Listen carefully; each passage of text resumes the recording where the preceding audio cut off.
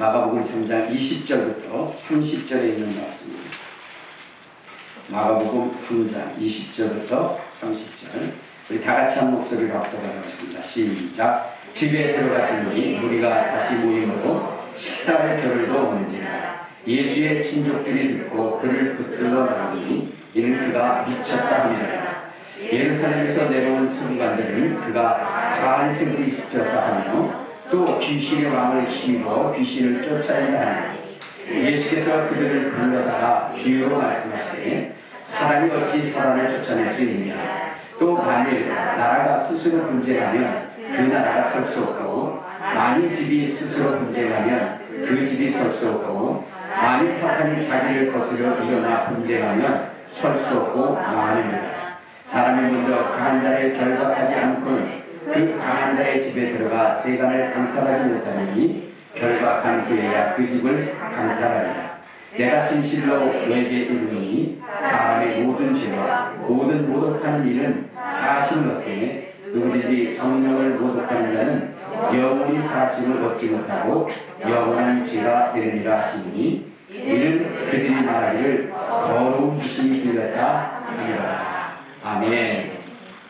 네, 할렐루야. 아멘. 이제 자기 자신을 축복할 때 이렇게 축복하시기 바랍니다. 나는 예수님 때문에 가장 행복한 사람입니다. 나는 예수님 때문에 가장 행복한 사람입니다. 네, 할렐루야. 아멘. 여러분, 하늘로부터 2000년 전에 이 땅에 오신 분이 있습니다. 그분이 누구시면 예수 그리스도십니다. 예수 그리스도는 아버지 품속에 계셨던 독생하신 하나님이시라고 요한복음 1장 18절에 말씀을 하고 있습니다. 그러니까 예수님께서는 하나님께서 이 땅에 보내신 하나님의 아들이시되 말씀이 육신이 되어 이 땅에 오신 분이십니다. 그러면 하나님이신 그분, 하나님의 아들이신 그분이 이 땅에 왜 오셨을까? 또 하나님은 왜 그 예수 그리스도를 이 땅에 보내셨을까? 그것은 다른 것이 아니라 인간이 가지고 있는 죄의 문제를 해결하기 위해서 오신 것입니다. 여러분, 우리 인류는 아담으로부터 시작이 됐는데 그 시작부터 아담과 하와가 하나님 앞에 범죄하게 됩니다. 그러므로 이 세상에 죄가 들어온 거예요. 그래서 로마서 5장 12절에 보면 한 사람 아담으로 말미암아 죄가 세상에 들어왔다. 그런데 죄라고 하는 것이 보이지가 않잖아요. 그런데 여러분, 이 보이지 않는 죄이지만 그러나 이 죄의 결과는 반드시 있다는 거예요. 그것이 무엇이냐? 사망이라는 것입니다. 우리 한번 로마서 5장 12절을 찾아보도록 하겠습니다. 로마서 5장 12절에 보면 이런 말씀이 있어요. 자, 시작. 그러므로 한 사람으로 말미암아 죄가 세상에 들어오고 죄로 말미암아 사망이 들어왔나니 이와 같이 모든 사람이 죄를 지었으므로 사망이 모든 사람에게 이르렀느니라. 그러니까 여러분, 죄라고 하는 것이 이 세상에 들어왔는데 그 죄가 이 세상에 있다는 것을 무엇으로 입증할 수 있느냐? 사람들이 죽는다는 거예요. 사람들이 죽는다. 모두가 다 죽는다는 거예요. 성경은 이렇게 선포하고 있어요. 세상에 의인이 없나니 하나도 없다. 모두가 다 죄인이다 라고 이렇게 얘기를 해요. 그런데 그 죄라고 하는 것에 대한 삭은 무엇이냐면 여러 가지가 있는데, 첫째는 여러분, 하나님의 영광에 이르지 못하게. 하나님의 영광에 이르지 못하게. 여러분, 우리가 하나님의 영광에 이르지 못하게 되면 어떤 현상들이 일어나느냐? 여러분, 우리가 하나님의 도움을 받을 수 없다는 거예요. 우리가 하나님 앞에 기도해도 하나님이 그 기도를 듣지 않는다는 거예요. 우리가 위경과 고난 속에 있을 때 하나님이 우리를 도우실 수 없다는 겁니다. 우리 한번 이사야서 59장 1절 2절을 보시면 이렇게 말씀을 하고 있습니다. 이사야서 59장 1절 2절. 자, 시작. 여호와의 손이 짧아 구원하지 못하심도 아니요 귀가 둔하여 듣지 못하심도 아니요 오직 너희 죄악이 너희와 너희 하나님 사이를 갈라놓았고 너희 죄가 그의 얼굴을 가려서 너에게 듣지 않으시게 함이니라. 그러니까 여러분, 하나님의 영광에 이른다는 것은 뭐예요? 하나님과 우리가 교통이 이루어진다는 것이고, 우리 하나님의 영광에 이른다는 것은 우리의 기도가 응답되어진다는 거예요. 하나님의 영광을 본다는 게 바로 그런 겁니다. 우리 한번 요한복음 11장, 요한복음 11장 40절에 보면 이런 말씀이 있어요. 요한복음 11장 40절. 자, 시작. 예수께서 이르시되 내 말을 내가 믿으면 하나님의 영광을 보리라 하지 아니하느냐 하시니. 자, 예수 그리스도의 그 말씀을 우리가 믿으면 하나님의 영광을 본다는 겁니다. 자, 근데 그 영광을 본다는 것이 무엇이냐면, 여러분, 죽은 나사로가 살아나는 거예요. 예수님께서 하나님께 기도하십니다. 주여, 썩어 문드러지고 죽어버린 저 나사로가 살아나게 하옵소서.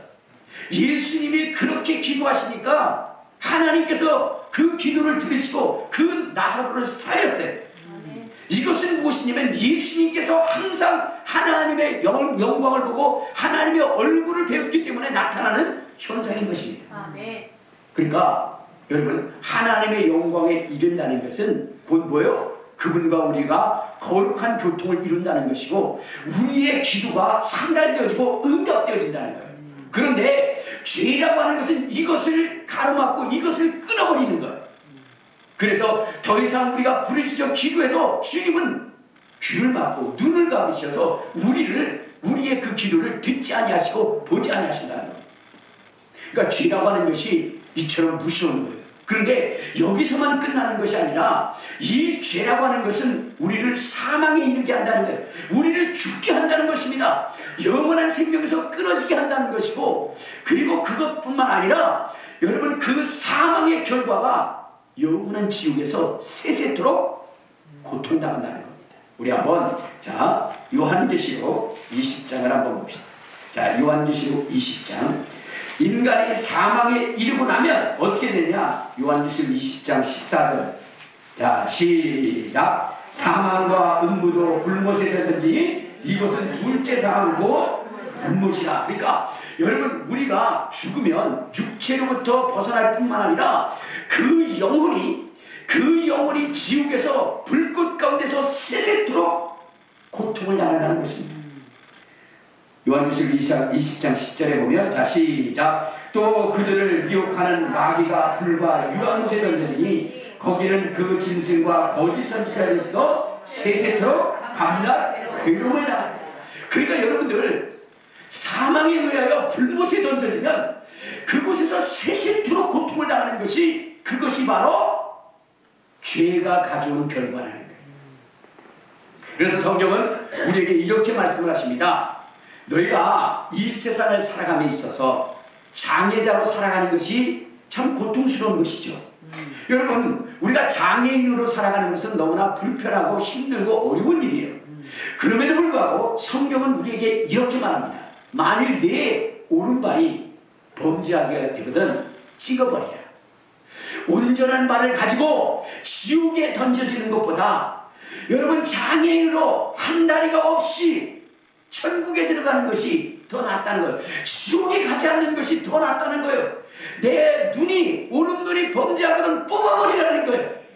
여러분, 한눈 없이 살아간다는 것이 얼마나 괴로운 것이겠습니까? 그러나 성경은 말하기를, 여러분, 그 눈의 범죄로 말미암아 지옥 가게 된다면 차라리 그 눈을 빼버리고 여러분, 어디요? 지옥에 가지 않는 것이 낫다라고 성경은 우리에게 말씀하고 있는 것입니다. 왜일까요? 우리 한번 마가복음 9장 49절을 한번 보면 이렇게 말씀하고 있어요. 자, 마가복음 9장 48절 9절을 한번 봅시다. 자, 시작. 거기서는 구더기도 죽지 않고 불도 꺼지지 아니하니라. 사람마다 불로써 소금 찌듯함을 받으리라. 그러니까 사람들이 거기에 들어가서 여러분, 그 불꽃에서 소금이 튀는 그러한 모습처럼 그 뜨거움과 그 고통과 그 절망이 너무나 크기 때문에 여러분, 이러한 무서운 고통을 그 속에서 영원히 당한다는 거예요. 그렇기 때문에 성경은 우리에게 뭐라 하느냐? 죄를 짓지 말라고 하는 죄를 짓지 말라 이렇게 말씀하고 있는 것이거든요. 자, 그런데 여러분, 우리의 인생이 이 세상을 살아가면서 여러분 죄를 전혀 짓지 않을 수 있을까요? 있을까요? 없을까요? 없죠. 성경도 그것을 잘 알고 있습니다. 우리 한번 자 전도서 7장 20절을 한번 봐요. 전도서 7장 20절. 자, 전도서 7장 20절에 보면 뭐라고 성경이 기록하고 있느냐. 자, 찾으셨어요? 네. 자, 시작. 선을 행하고 저의 죄를 범하지 아니하는 의인은 세상에 없기 때문이다. 자, 그렇죠. 여러분, 선을 행하고 뭐요? 죄를 짓지 아니한 사람이 한 사람도 없어요. 그러니까 이 세상을 살다 보면 누구나 다 뭐를 짓게 돼 있어요? 죄를 짓게 돼 있다는 거죠. 그러면 여러분, 우리 인생이 죄를 짓는다면 이 죄의 싹은 사망인데, 그러면 우리 인생이 어떻게 될까요? 이 죄의 이 무거운 일들을 어떻게 해결해야 될까요? 근데 우리가 여러분 절망할 필요가 없어요. 왜 그렇죠? 예수 그리스도가 계시기 때문입니다. 아멘. 누가 계시기 때문에요? 예수 그리스도. 그렇죠. 예수 그리스도가 이 땅에 오셔서 피 흘려주셨기 때문에, 그렇기 때문에 비록 우리는 죄를 지었다 할지라도 그 예수 그리스도의 그 보혈로 말미암아 죄사함을 얻을 수 있다는 겁니다. 아멘. 하나님께서 예수 그리스도를 이 땅에 보내신 이유는 무엇이냐?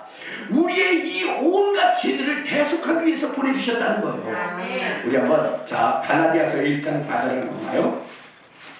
자, 갈라디아서 1장 4절에 보면 뭐라고 얘기했느냐. 자, 시작. 그리스도께서 하나님 곧 우리 아버지의 뜻을 따라 이 악한 세계에서 우리를 건져주시고 우리 죄를 대속하기 위하여 자기 몸을 주셨으니까, 우리의 죄를 대속하기 위해서 예수 그리스도가 말씀이 육신이 되어 이 땅에 오셨다는 겁니다. 아멘. 우리는 예수 그리스도를 통해서 죄 사함을 얻게 되는 거예요. 그래서 여러분, 요한일서 1장 7절에 보면 이런 말씀이 있습니다. 자, 요한일서 1장 7절을 한번 봐요. 자, 요한일서 1장 7절. 자, 시작. 그가 빛 가운데 계신 것 같이 우리도 빛 가운데 행하면 우리가 서로 사귐이 있고, 그 아들 예수의 피가 우리를 모든 죄에서 깨끗하게 하실 것이고. 그러니까 여러분, 우리가 죄를 지었다 할지라도 이 죄를 깨끗하게 하실 수 있는 분이 있다. 그분이 누구죠? 예수 그리스도. 예수 그리스도의 그 보혈로 말미암아 우리의 모든 죄가 사함을 받고 용서함을 받고 성결함을 얻을 수 있다라고 성경은 말씀하고 있는 것입니다. 우리가 비록 죄를 지었다 할지라도 주님의 보혈을 의지해서 어떻게 돼요? 죄 사함을 받으면 누구에게 나갈 수 있느냐? 하나님께 나갈 수 있고 하나님을 섬길 수 있게 되는 것입니다. 우리 히브리서 9장, 자, 히브리서 9장 14절을 한번 보시면 이렇게 말씀하고 있습니다. 히브리서 9장 14절 찾으셨나요? 자, 9장 14절 시작. 하물며 영원하신 성령으로 말미암아 흠없는 자기를 하나님께 드린 그리스도의 피가 어찌 너의 양심을 죽을 행실에서 깨끗하게 하고 살아계신 하나님을 섬기게 하지 못하겠느냐라고 얘기했어요. 그러니까 무슨 얘기예요? 예수 그리스도의 그 보혈이면, 예수 그리스도의 그 보혈이면 우리가 지은 모든 죄를 주님이 깨끗하게 하실 수 있다는 겁니다. 그렇다고 해서 마음대로 죄를 지으라는 것은 아니에요. 알겠습니까? 우리가 죄와 능히 피 흘리기까지 싸우며 이 죄를 짓지 않되, 그러나 어쩔 수 없이 지어진 죄가 있다면 그 속에서 절망할 것이 아니라 예수 그리스도의 보혈을 의지해서 죄의 씻음을 받고 그리고 회개하면 주님께서 우리의 모든 죄를 깨끗게 해주신다는 겁니다. 그래서 우리가 비록 사망이라고 하는 그 무서운 죄가 우리와 늘 함께한다 할지라도 그래도 우리에게 소망이 있고 희망이 있는 것은 예수 그리스도의 보혈 때문입니다. 아멘. 자, 그런데 여러분들이 한 가지 알아야 되는 것이 있어요.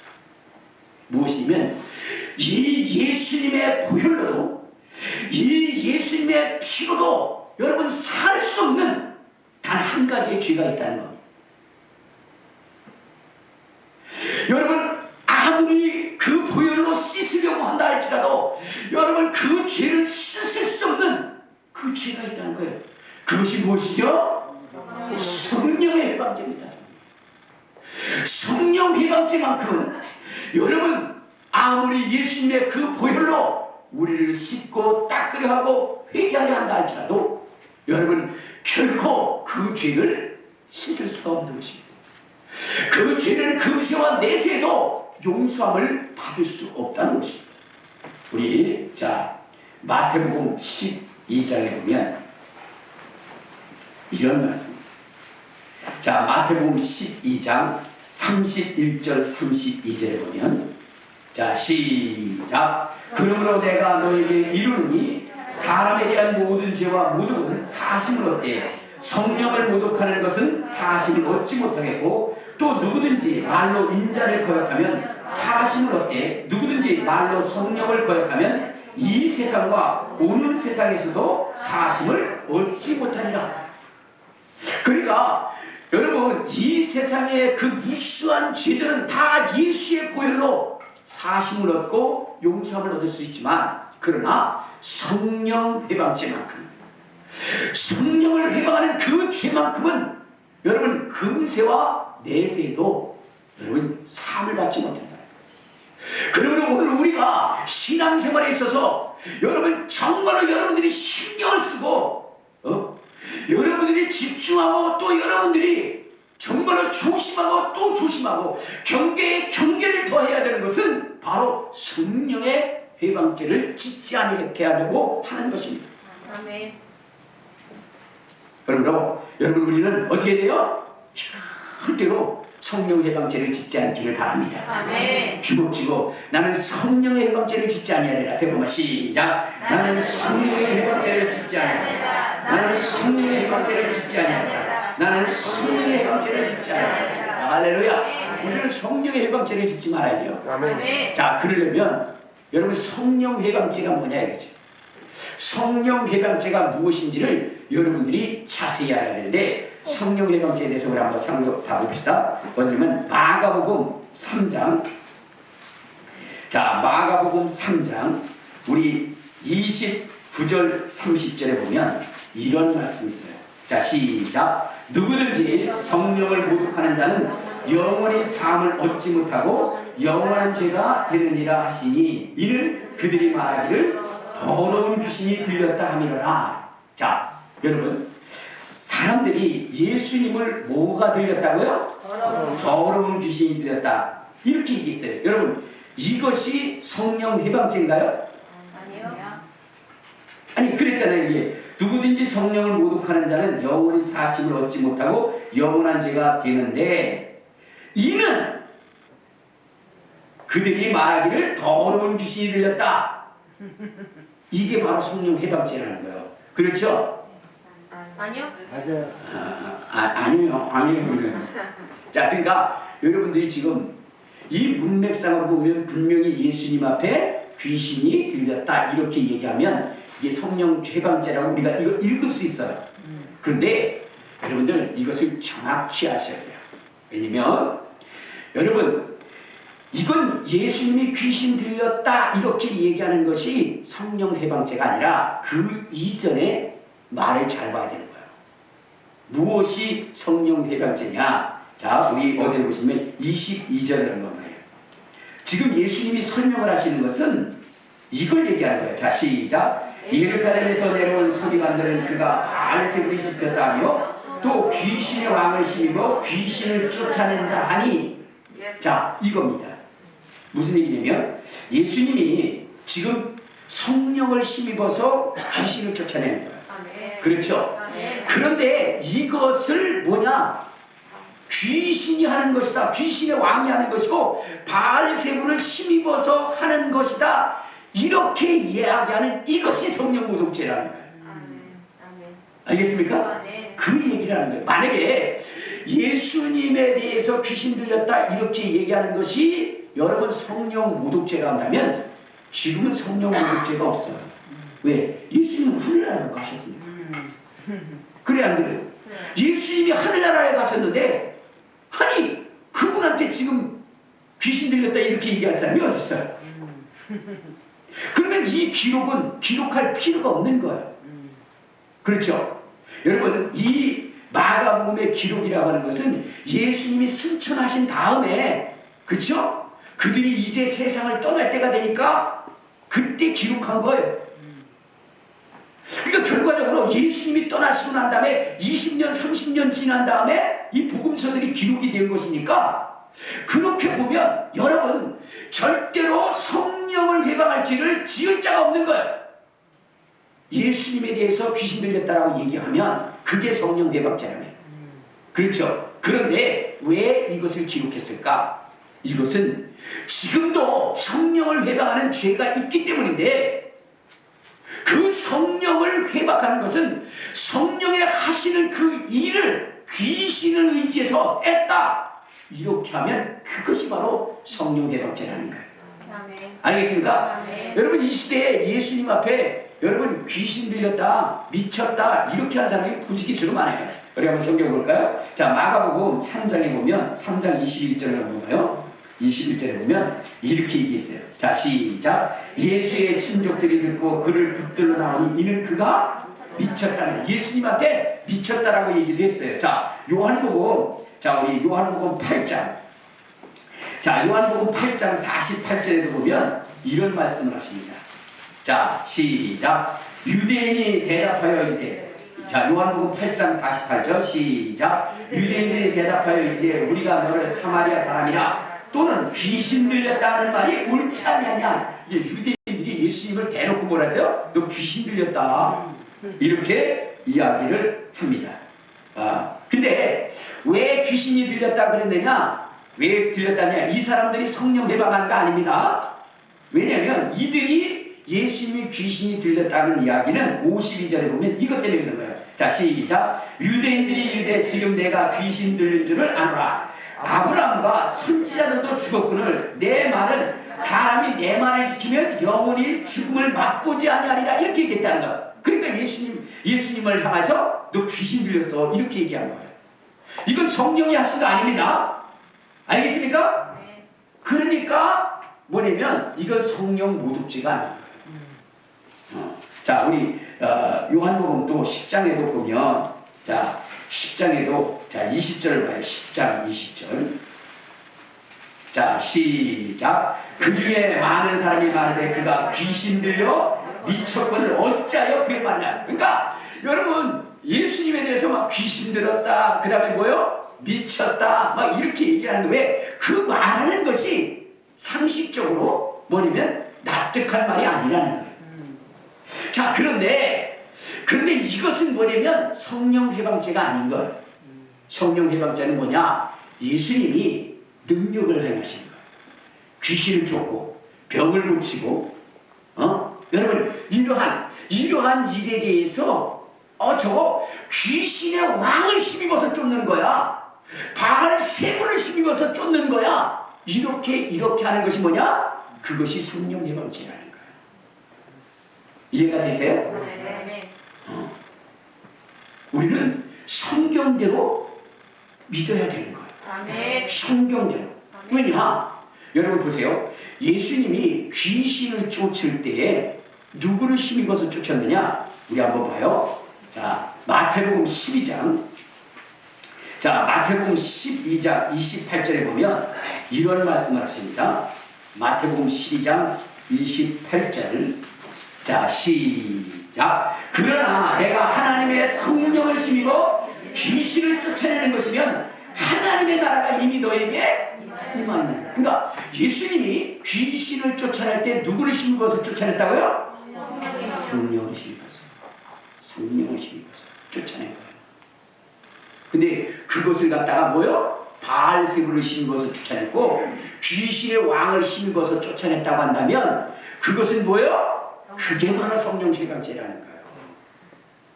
그러면 예수님이 병을 고친 것은 예수님이 병을 고친 것은 여러분들 뭘까요? 그 성령 해방제일까요? 아니. 자, 우리 한번 누가복음 자, 우리 5장을 한번 봐요. 누가복음 5장 7절을 한번 봐요. 자, 시작. 하루는 가르치실 때에 5장 17절. 자, 5장 17절 시작. 하루는 가르치실 때에 갈릴리의 각 마을과 유대와 예루살렘에서 온 바리새인과 율법 교사들이 앉은데 병을 고치는 주의 능력이 예수와 함께하더라. 자, 예수님과 무엇이 함께했다고요? 능력이, 주의 능력이. 그럼 이게 누구를 얘기하는 거예요? 성령. 그러니까 예수님이 병을 고치시고 물론 스스로의 능력으로도 고치시기도 하시지만 성령을 심으면서 고칠 때가 있는 거예요. 여러분, 성령을 심으면서 고치는 것을 우리가 어떻게 할 수 있냐면 이런 겁니다. 예수님이 야이로의 딸이 죽었죠. 그 죽은 딸을 살리러 갑니다. 그때에 혈류병 여인이 예수님의 겉옷가를 만지면서 병이 치유가 됐어요. 그렇죠? 자, 그런데 그걸 누가 알았어요? 예수님이 아신 거예요. 능력이 자기에게 나간 것을 누가 알았느냐? 예수님이 아는 거예요. 여러분, 그렇다고 한다면 여러분, 예수님이 능력을 행하시면 그분의 의지로 능력이 나가야 되죠. 그래 안 그래요? 근데 그분의 의지가 아니라 여러분, 믿음으로 말미암아 만졌더니 쑥 나갔다는 것은 결국은 뭐냐면 예수님이 병을 고치는 것은 그분의 능력뿐만 아니라 성령의 능력으로도 치유하신다는 것을 우리가 알 수 있는 겁니다. 그래 안 그래요? 그런데 그 성령으로 치유하는 것을 마귀가 그렇게 했다. 이것도 성령의 문제가 되는 것이고 모독죄가 되는 거예요. 또 하나, 여러분 한번 보세요. 여러분, 예수님께서 우리에게 뭐냐면 성령이 임하시면 방언을 말한다 그랬지. 오늘날 여러분 이렇게 얘기하는 사람들이 많아요. 교회에서 방언을 말하는 것에 대해서 마귀가 방언을 말하게 한다, 이렇게 얘기하는 사람이 굉장히 많습니다. 이게 뭐예요?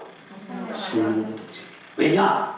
이건 성령이 하시는 거예요. 자, 우리 고린도전서 12장을 한번 보면, 자, 12장 9절을 한번 봐요.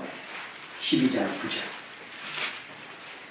자, 거기에 보면 이렇게 얘기했죠. 자, 시작. 다른 사람에게는 같은 성령으로 믿음을, 어떤 사람에게는 한 성령으로 병 고치는 은사를. 자, 여러분 보세요.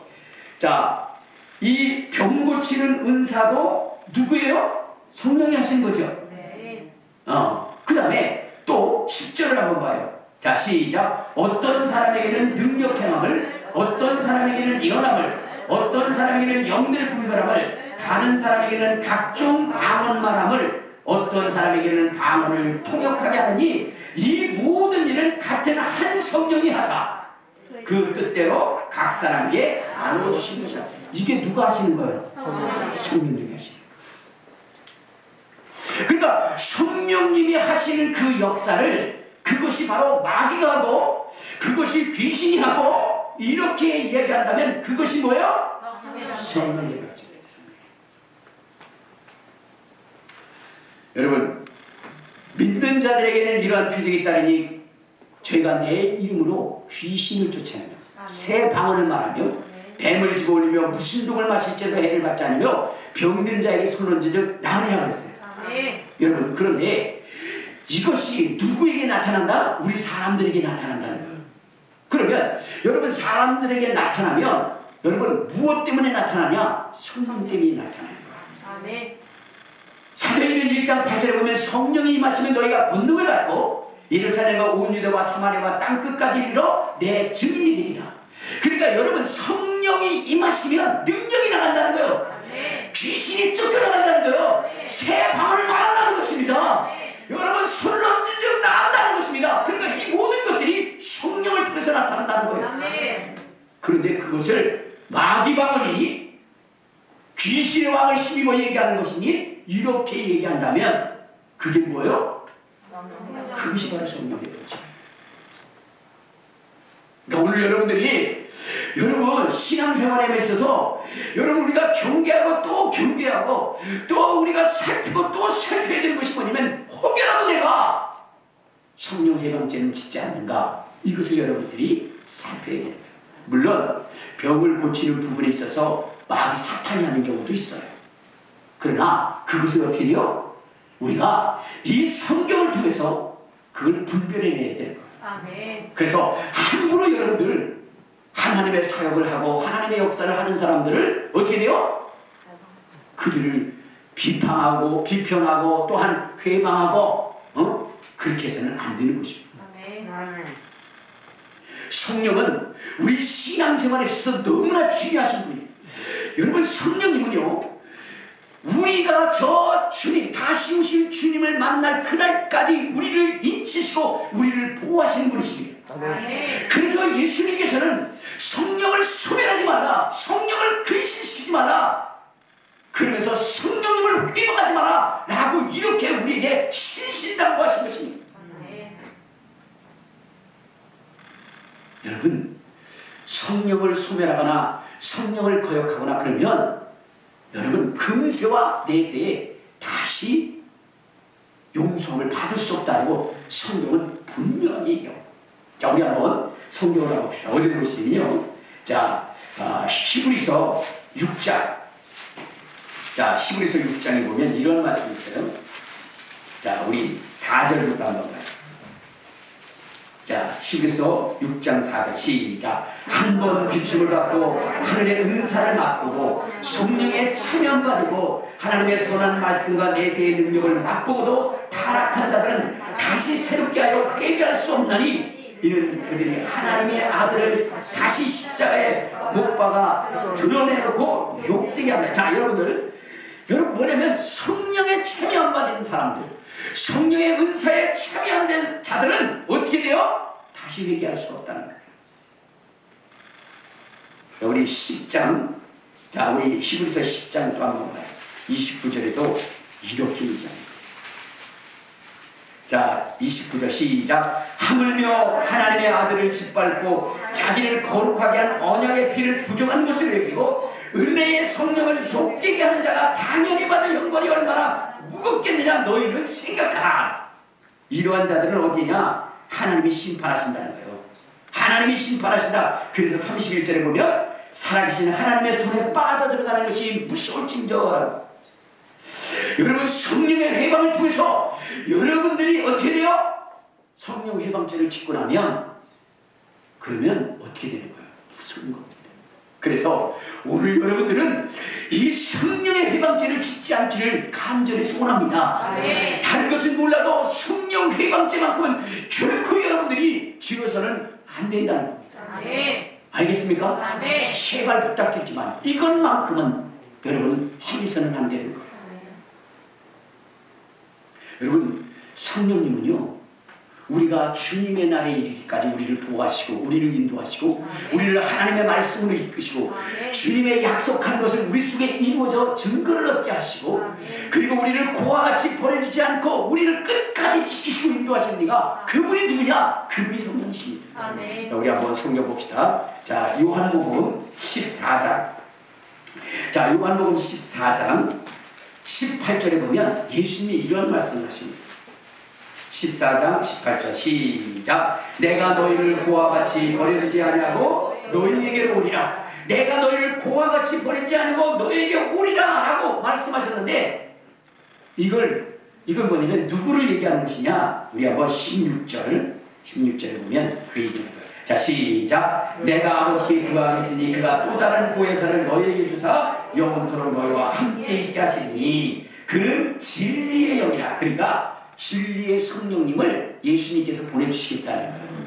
그래서 고아와 같이 버려두지 않고 그 성령님이 우리를 얻을 때까지 정말로 주님이 다시 실제 육신이 되어 저 하나님 우편에 계셨던 그 주님이 다시 오실 때에 그분을 맞이하게 하신다는 거예요. 아멘. 우리 에베소서 4장 30절을 한번 봐요.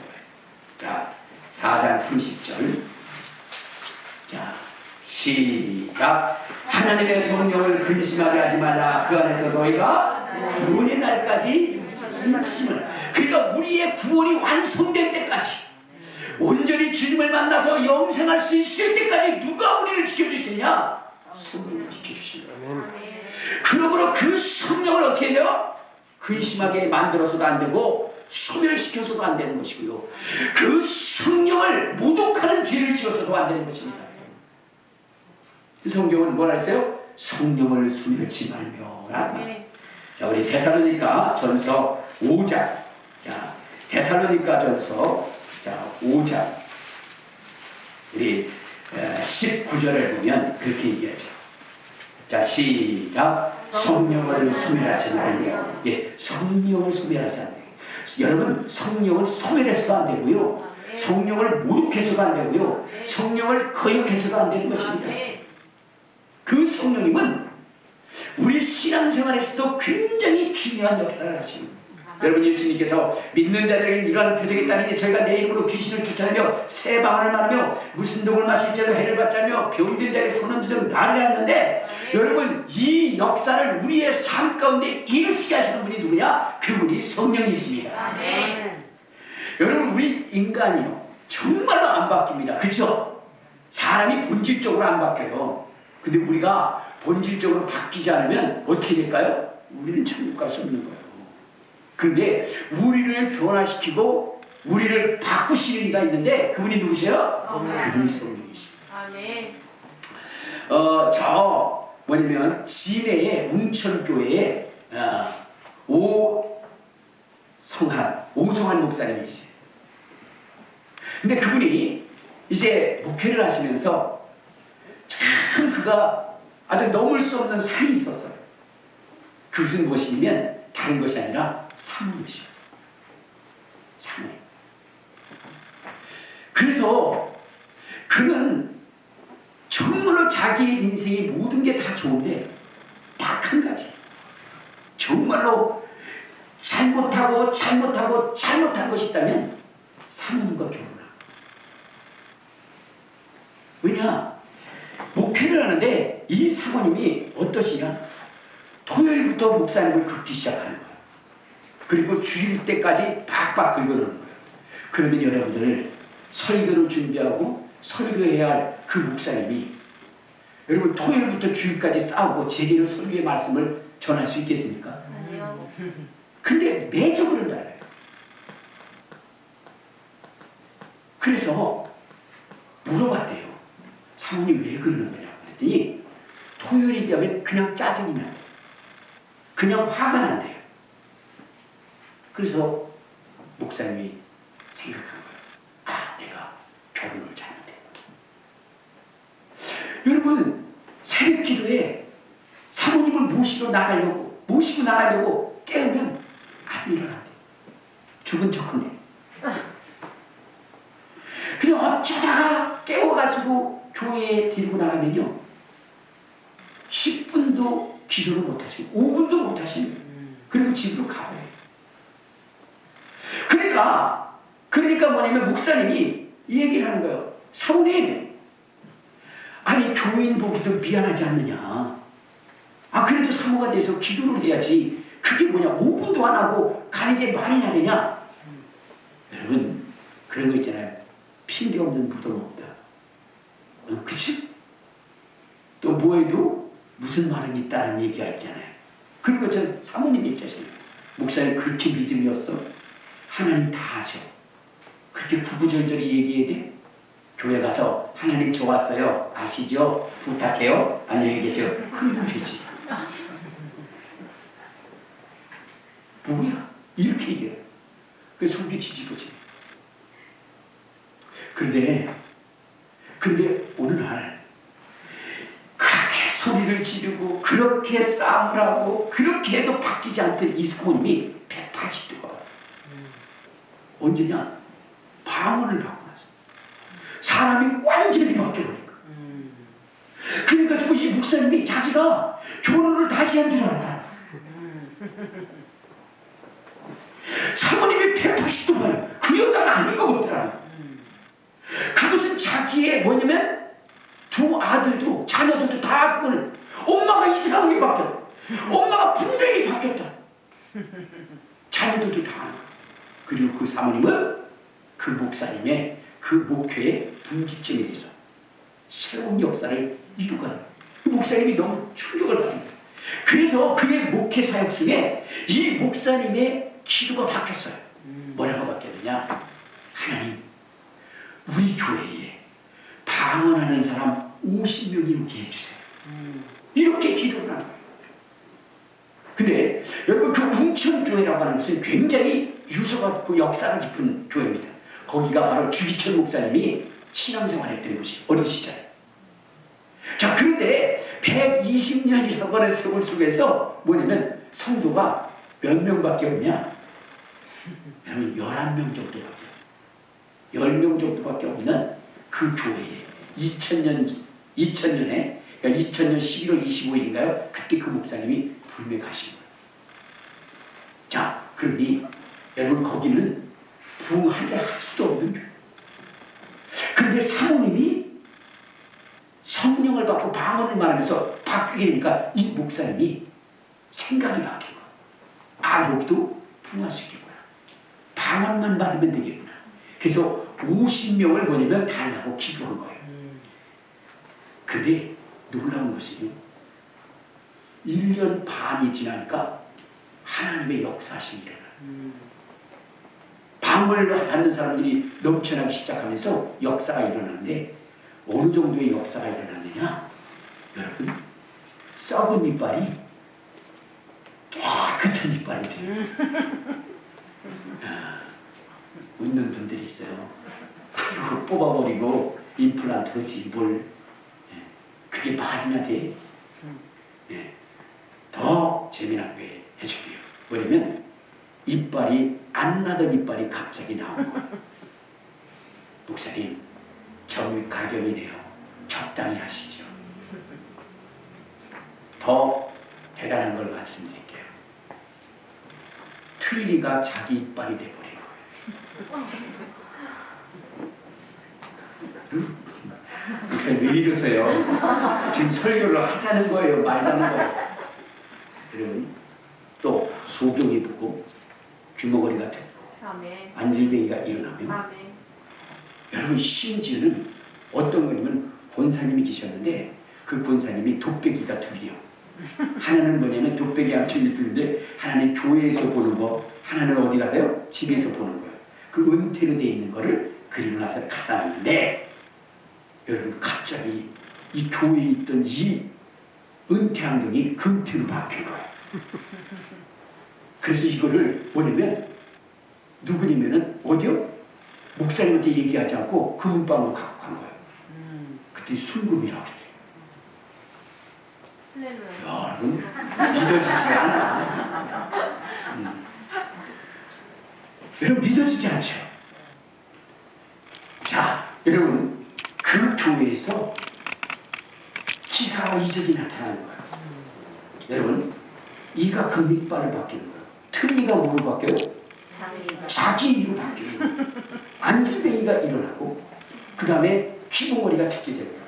그런데 여러분들, 저는 무엇에서 이 사람이 이야기한, 이 목사님이 이야기한 게 진실이라고 알았냐면 틀니가 자기의 이가 됐다. 이것에 저는 뭐냐면 아, 이게 진실이구나 하는 것을 느꼈어요. 여러분들 이거 들으면 그건 뻥이잖아요. 이렇게 되잖아요. 근데 저는 그걸 진실이라는 거, 그게 진실이라는 걸 알 수 있어요. 왜냐?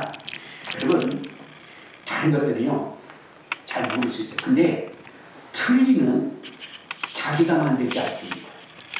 반드시 병원 가서 틀니를 만들어야 돼요. 그래 안 그래요? 맞아요. 그러면 그거는요 그 사람의 기록이 있어요. 병원에 가면 그 사람 기록이 있습니다.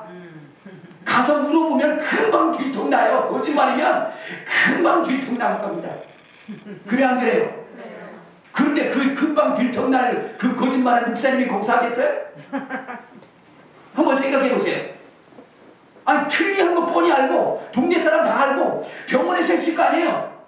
돈 주고 했을 거 아니에요? 그럼 그 사람 데리고 가서 이 사람 원래 틀리 했냐 안 했냐 그거 물어보면 되는 거예요. 금방 증거할 수 있는 겁니다. 그런데 그렇게 금방 증거가 될 수 있는 것을 거짓말할까요? 저는 그래서 그것이 진실이구나 라는 것을 저는 믿게 됩니다. 여러분, 이처럼 성령은요 어떻게 돼요? 불가능을 가능케 하는 겁니다. 아멘. 그래서 지금 오늘날 왜 이렇게 교회에 기사와 이적과 능력들이 사라졌는가? 성령을 소멸해서. 방언을 마귀의 은이라고 얘기하고 병 고치는 역사를 귀신들이 하는 거라고 얘기하고 이미 초대교회 끝나버렸다라고 얘기하면서 성령을 소멸하고 성령을 회방하고 성령의 그 역사를 뭐냐면 그걸 마귀의 방언으로 마귀의 역사로 변질시켜버렸기 때문에 하나님 나라 가면 분명히 심판을 받을 겁니다. 그래서 저는 두렵고 떨리는 거예요. 그런 역사들이 일어날 수 있도록 우리는 소멸시키고 우리는 회방하는 자가 아니라 오히려 성령께서 마음껏 일하실 수 있는 현장이 될 수 있다. 아멘. 우리 그렇게 해야 되는 거예요. 아멘. 저는요 거기서 댓글을 단 분이 있어요. 댓글을 단 분이 있는데 이렇게 되더라고요. 호신측 목사님이 저렇게 말씀하시는 것은 그렇다면 정말인 것 같은데 그 일이 정말인 것 같은데 아니 2000년 전에 그 모든 역사는 끝났는데 나타난다면 사단의 역사가 아닌가? 이런 이야기를 하는 거고 저게 성령의 방식. 저게 성령의 방식. 여러분 예수 그리스도는 어제나 오늘이나 영원토록 동일한 거예요. 아멘. 우리가 믿지 않기 때문에 나타나지 않은 겁니다. 우리가 성령을 인정하지 않기 때문에 성령 앞에 우리가 순종하지 않기 때문에 그런 거예요. 여러분 그분은요 그 목사님은 항상 방언 기도를 했다. 그의 아내가 바뀌고 나서부터는 계속 방언 기도한 거예요. 방언의 위력에 대해서 그를 느끼고 그리고 성도들한테 여러분 성경을 가르쳐주면서 그러면서 책을 읽게 했다는 거예요. 능력의 삶, 성령의 삶. 이 책을 읽게 했다는 거예요. 그랬더니 그들도 책을 보면서 이런 일이 있었나? 그러면서 그들도 인정하기 시작했고 인정하다 보니까 방언을 말하게 됐고 인정하다 보니까 그러한 기적들이 일어나더라는 거예요. 그런데 놀라운 것은요 성령은 틀린 없어요. 그런 기적과 이적이 나타나면 또 뭐가 일어나죠? 분쟁이 일어나요. 근데 그 교회도 그렇게 분쟁이 일어나더라. 그러나 그것을 두려워할 것이 아니라 그대로 나갔더니 여러분 11명이 모이던 교회가 300명이 모이더라고요. 성령의 역사는 바로 그런 것입니다. 그러므로 저는 우리 금전 교회에 이러한 이 성령의 역사가 있도록 누구 하나도 여러분 성령을 회방하고 성령을 거역하고 성령을 소멸시키는 이런 성령 회방죄를 짓지 않는 저와 여러분의 시를 주님의 이름으로 축원합니다. 주님의 이름으로 축원합니다. 주여 한번 부르고 통성으로 기도하시겠습니다.